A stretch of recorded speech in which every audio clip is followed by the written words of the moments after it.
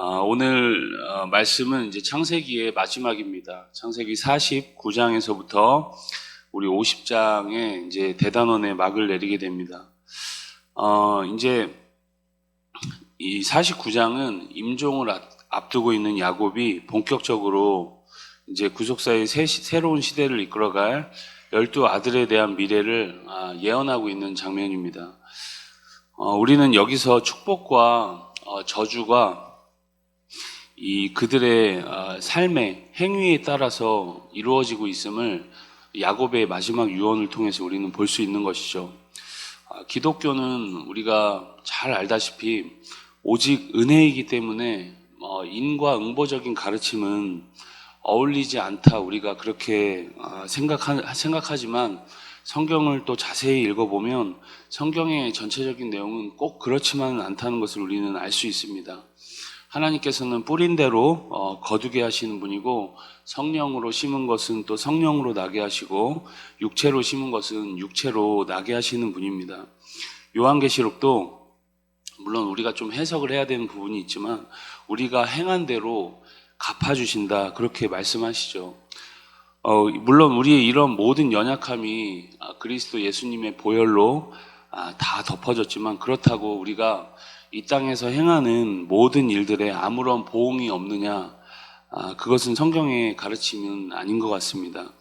사람들은 자신의 장래나 미래에 대해서 잘 알기를 소원하고 또 거기에 대해서 지대한 관심을 갖고 있습니다. 그래서 사람의 운명이 어떻게 될 것인가 생각하다 보면은 우연에 의해서 결정되는 것 같기도 하고 어떤 주술적인 방법으로 바뀌는 것 같기도 합니다. 그러나 성경은 절대 그렇게 이야기하지 않습니다. 오직 하나님의 주권적인 섭리와 내가 살아가면서 역사 속에서 행한 그대로 보응을 받게 된다. 그러니까 나의 미래의 모습을 알고 싶다면 현재 내가 어떻게 행하고 있는지를 보면은 나의 미래를 정확하게 알 수 있습니다. 그럼 이것이 성경의 정당한 가르침입니다.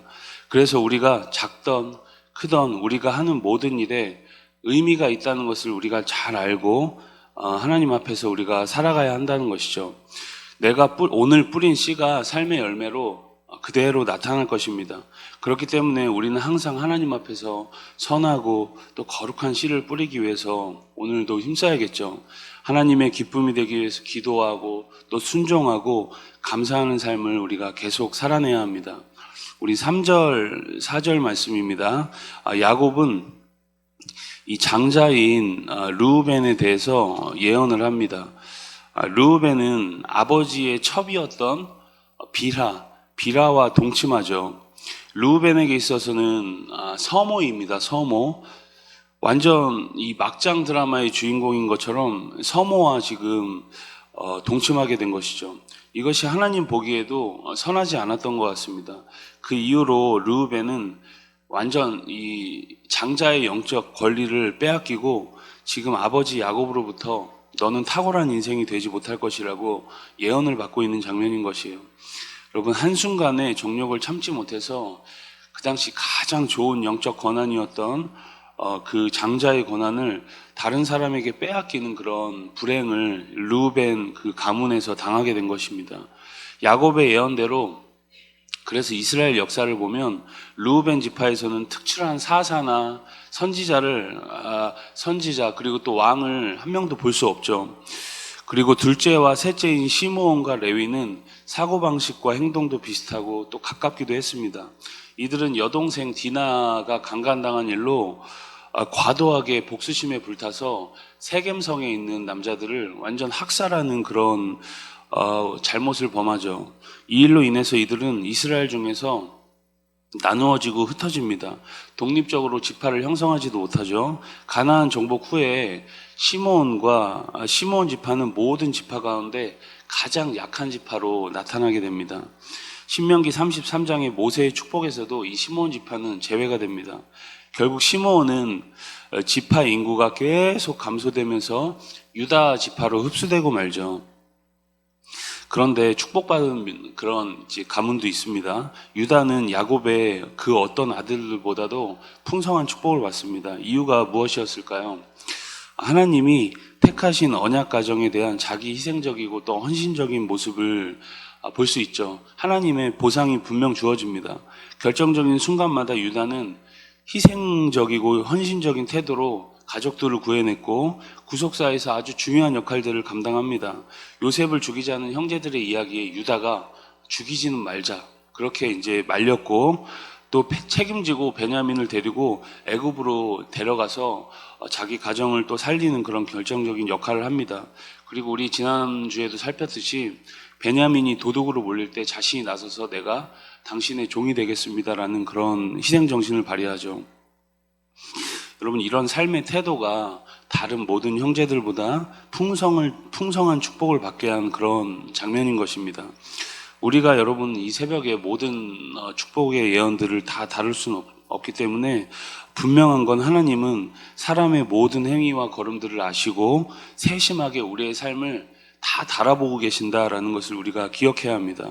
그러므로 이 말씀들을 우리가 교훈 삼아 오늘도 하나님 앞에 합한 삶으로 올려드리는 은혜가 우리 가운데 넘치기를 간절히 축복합니다. 이제 여러분 마지막 창세기의 마지막 장입니다.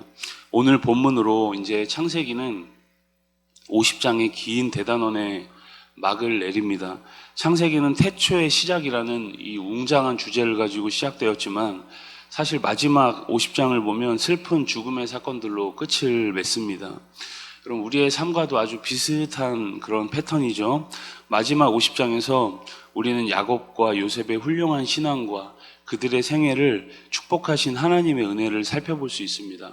아버지 야곱이 죽고 애굽이 그 아버지 야곱을 애도합니다. 당시 애굽 풍속에서 왕이 죽으면 70일간 애도하는 그런 풍습이 있었다고 합니다. 그런데 지금 야곱의 죽음을 애굽 사람들이 70일간 애도했다는 것은 그만큼 야곱이 왕에 준하는 예우를 받았다 우리가 볼 수 있겠죠. 그만큼 여러분 요셉이 백성들에게 인정받고 애굽의 바로 왕에게 인정받는 그런 총리였다는 것을 우리는 볼 수 있습니다. 바로의 신하와 애굽 땅의 모든 원로들이 모든 장례 일정에 다 같이 참여하죠. 그런데 아버지 야곱의 장례가 끝나자 형들이 또 두려워합니다. 자기들이 잘못한 일 때문에 이제 아버지가 죽었으니까 이제 아버지 때문에 그간 참았는데 또 복수를 할까봐 이제 형들이 무서워하고 있는 장면인 것이죠. 여러분, 죄책감이라는 게 이렇게 무섭습니다. 삶에서 중요한 순간에 계속 드러나게 되죠. 여러분, 요셉이 복수할까봐 지금 두려움에 빠져서 덜덜덜 떨고 있는 것이죠. 그런데 17절에 요셉은 형들을 향해 치근한 생각이 들면서 크게 웁니다. 형들을 이미 오래전에 용서했지만 아직 두려워하고 있는 형들이 괜히 괜시리 모르게 마음에 막 불쌍함이 있었던 것이죠. 그래서 위로하죠. 그리고 하나님의 섭리를 다시 한번 찬양합니다. 우리 50장 20절 말씀입니다. 우리 같이 한번 읽어보겠습니다. 50장 20절 시작. 당신들은 나를 헤아려 했으나 하나님은 그것을 선으로 바꾸사 오늘과 같이 많은 백성의 생명을 구원하게 하시려 하셨나니. 아멘. 요셉은 여러분 이렇게 형들을 변치 않는 마음으로 위로하고 또 용서를 하죠.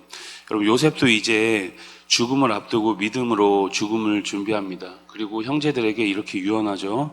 24절의 말씀에 요셉이 그 형제들에게 이르되 나는 죽을 것이나 하나님이 당신들을 돌보시고 당신들을 이 땅에서 인도하여 내사 아브라함과 이삭과 야곱에게 맹세하신 땅에 이르게 하시리라 하고, 여러분, 그는 야곱이 그러했듯이 이 땅의 부귀와 영화보다는 하나님의 언약을 더 의지하며 살았던 것 같습니다. 마지막에 형들에게 하는 유언을 보면 그가 어떤 생각을 갖고 살았는지 알 수 있겠죠. 하나님의 언약이 너희들 가운데 다시금 성취될 것이다라고 유언을 합니다. 요셉은 여러분 애굽에서 110세, 110살까지 살고 그렇게 죽었습니다. 요셉의 생애를 보면 우리는 많은 것을 생각하게 되죠. 그 다이나믹한 여정 속에서 고난과 환난, 영광과 삶의 모든 희노애락을 경험하지만 결국엔 죽게 되고 결국에 남는 것은 하나님의 약속만이 남아서 세대를 이어서 또 흘러간다는 것을 우리는 볼 수 있습니다. 그러므로 우리가 오늘 영원하신 하나님만 우리가 기억하면서 오늘도 저 천국의 소망을 두고 하나님께만 영광 돌리는 오늘이 되기를 주님의 이름으로 간절히 소망합니다. 우리 다시 한번 주의 말씀을 경청하겠습니다. 주의 말씀은 내 발의 등이요 내 길의 빛이니이다. 아멘.